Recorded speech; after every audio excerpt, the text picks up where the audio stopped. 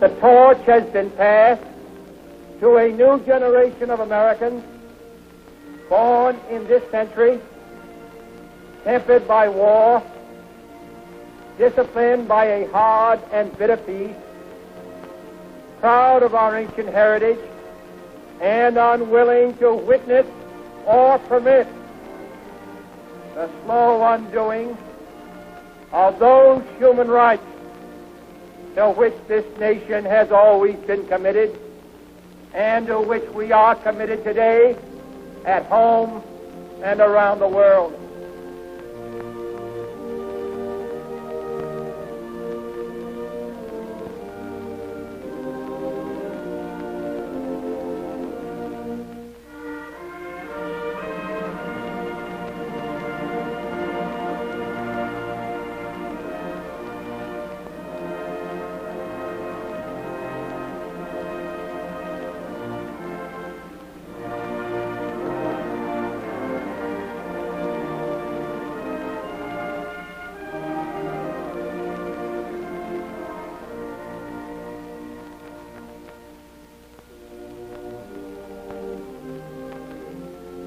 We are met in solemn assembly to memorialize our late President, John Fitzgerald Kennedy, and to rededicate our lives to achieving the suffrage of the free human spirit to which the late President was committed.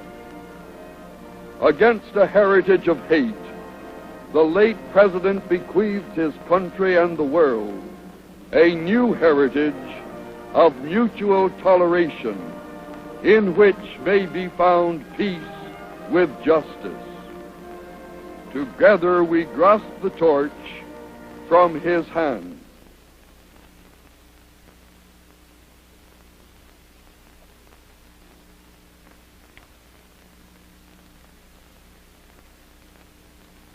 "30 days and a few hours ago, John Fitzgerald Kennedy, 35th President of the United States, died a martyr's death. The world will not forget what he did here. He will live on in our hearts, which will be his shrine. Throughout his life, he had malice toward none. He had charity for all. But a senseless act of mindless malice struck down this man of charity, and we shall never be the same. 100 years, 33 days, and several hours ago, the 16th President of the United States made a few appropriate remarks at Gettysburg. The world has long remembered what he said there.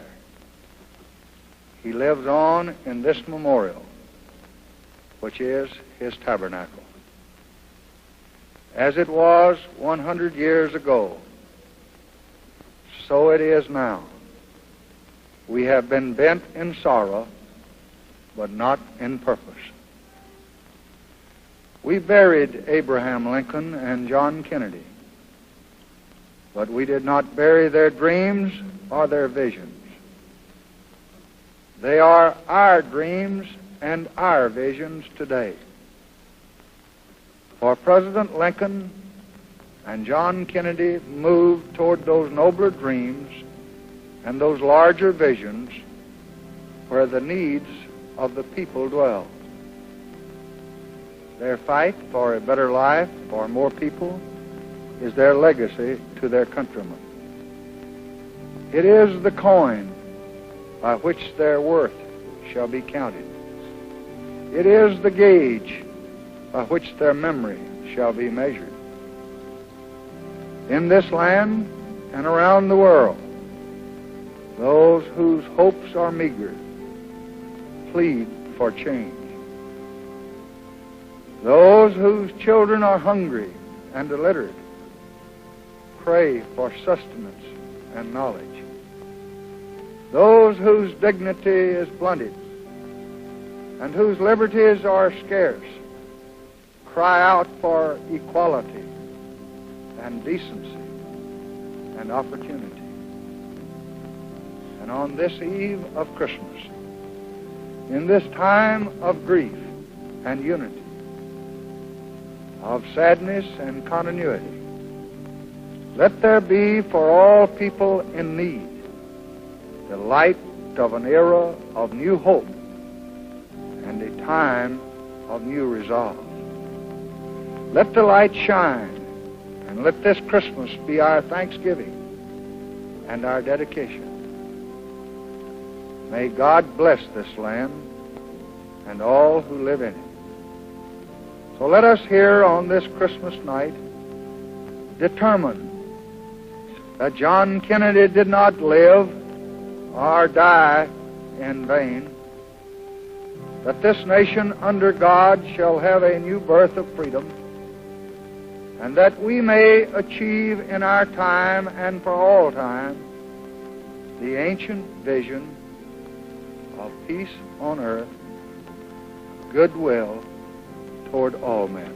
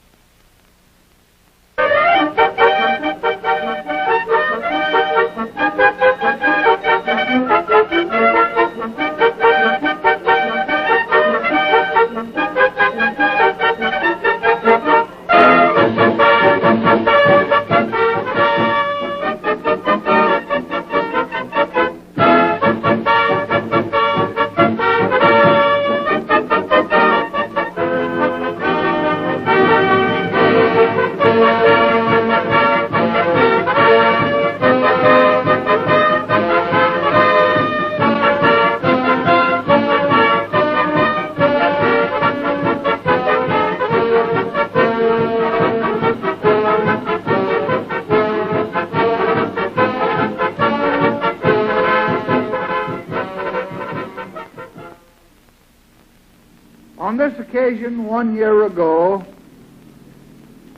our beloved President John F. Kennedy reminded us that Christmas is the day when all of us dedicate our thoughts to others, when we're all reminded that mercy and compassion are the really enduring virtues, when all of us show by small deeds and by large that it is more blessed to give than to receive. And now here, as we have done so many years, we turn on in your capital city the lights of our national Christmas tree, and we say that we hope that the world will not narrow into a neighborhood before it has broadened into a brotherhood.